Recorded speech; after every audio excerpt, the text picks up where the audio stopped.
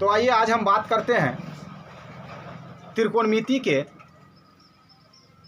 ऊंचाई एवं दूरी पर।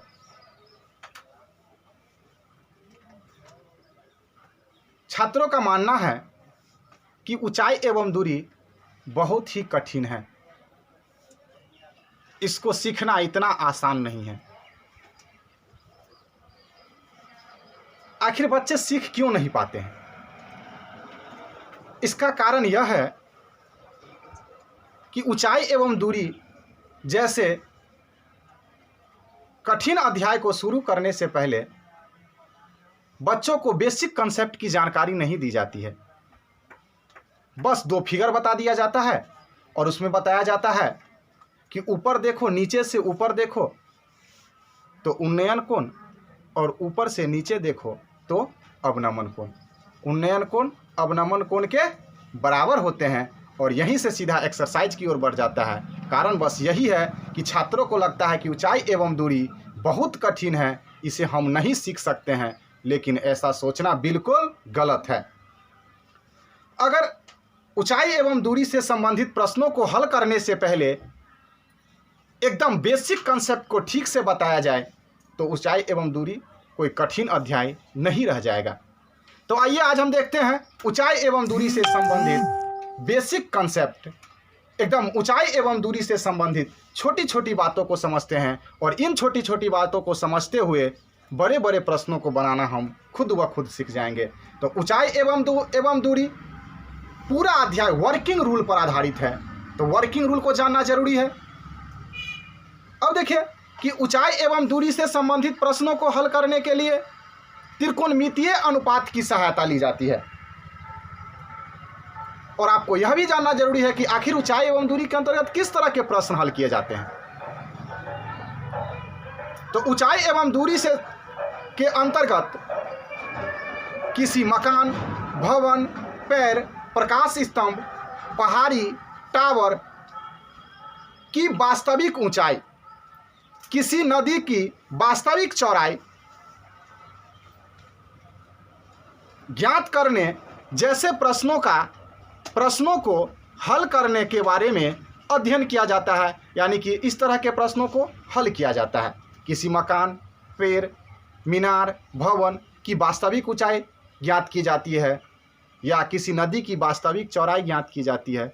इसी तरह का प्रश्न आता है। पतंग की भूमि से पतंग की ऊंचाई ज्ञात करना, पतंग की डोरी की लंबाई ज्ञात करना, भूमि से हवाई जहाज की ऊंचाई ज्ञात करना, इसी तरह के प्रश्नों को हल किया जाता है ऊंचाई एवं दूरी के अंतर्गत। तो सबसे पहले हम देखेंगे कि ऊंचाई एवं दूरी के अंतर्गत प्रश्नों को हल करने के लिए किसकी सहायता ली जाती है। तो ऊंचाई एवं दूरी से संबंधित प्रश्नों को हल करने के लिए त्रिकोणमितीय अनुपात की सहायता ली जाती है। और आप जानते हैं कि त्रिकोणमितीय अनुपात 6 है, पहले ही चैप्टर में बता दिया जाता है। तो त्रिकोणमितीय अनुपात को पहले समझना होगा। तो त्रिकोणमितीय अनुपात, तो इसको आप जानेंगे त्रिगोनोमेट्रिकल फंक्शन। त्रिकोणमितीय अनुपात त्रिगोनोमेट्रिकल फंक्शन। तो किसी समकोण त्रिभुज के न्यून कोण एवं उनकी संगत भुजाओं के बीच, किसी समकोण त्रिभुज के न्यून कोण एवं उनकी संगत भुजाओं के बीच संबंध दर्शाने वाले अनुपात को त्रिकोणमितीय अनुपात कहा जाता है। त्रिकोणमितीय अनुपात को त्रिकोणमितीय निष्पत्तियां भी कहा जाता है। त्रिकोणमितीय अनुपात को संक्षेप में टी रेशियो भी कहा जाता है। अब आइए देखिए कि त्रिकोणमितीय अनुपात कितने हैं। तो कुल त्रिकोणमितीय अनुपात की संख्या 6 है। कुल त्रिकोणमितीय अनुपात की संख्या क्या है? 6 है। इसके बारे में हम विस्तार से पहले ही अध्याय में पढ़ चुके हैं, तो थोड़ा संक्षेप में हम जानकारी लेते हैं कि ये 6 त्रिकोणमितीय अनुपात कौन है और एक त्रिकोणमितीय अनुपात दूसरे त्रिकोणमितीय अनुपात से किस प्रकार संबंधित है। तो जैसे ही त्रिकोणमिति चैप्टर का नाम आता है तो आपके दिमाग में सबसे पहला शब्द आता होगा साइन कॉस टेन। आता है कि नहीं? Sine cos tan. तो देखिए साइन कॉस 10। अभी अभी आपको हम बताए हैं या पहले भी आप पढ़ चुके हैं कि कुल 6 त्रिकोणमितीय अनुपात है। तो साइन कॉस 10, तो अगला क्या है? तो देखिए उसके अगला है कॉसेक, सेक और कॉट। अब आप कहिएगा त्रिकोणमितीय अनुपात एक दूसरे से किस प्रकार संबंधित है? तो आइए उसको भी देखिए कि त्रिकोणमितीय अनुपात एक दूसरे से किस प्रकार संबंधित है।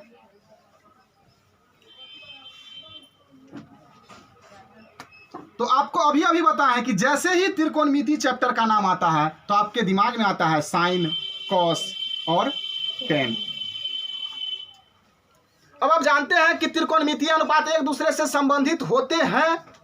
तो कैसे होते हैं? तो देखिए इधर से साइन कॉस 10, इधर क्या रहेगा? Cot cosec sec. अब किस प्रकार संबंधित है? तो आइए किस प्रकार संबंधित है उसको देखिए। तो मान लीजिए कि 3 गो लड़का है, 3 गो भाई है, एगो साइन है, एगो कॉस है, दूसरा कॉस है और तीसरा टेन है। शादी ब्याह का मौका मिलेगा तो पहले किसको मिलेगा रे? साइने को ना मिलेगा? मिलेगा कि नहीं? उसको मौका मिला तो मौका दे करके वो तो चौका जरूर लगाएगा। तो सबसे सुंदर और सबसे लमगर पोरगर वो चुनेगा। किसको चुनेगा? वो कौसेके को न चुनेगा। अरे जिसको पहले मौका मिलेगा वो चिकने को न चुनेगा रे। अब रह गया दूसरा भाई, तो ये तो करिकवा है, सी से करिकवा नहीं होता है।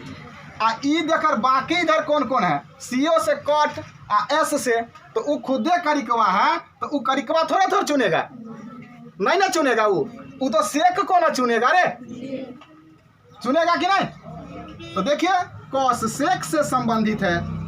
अब छोटका के पास तो कोई मौके नहीं है, जो मिला है उसको उठा लो, है ना? तो क्या होगा? 10 का कॉट होगा।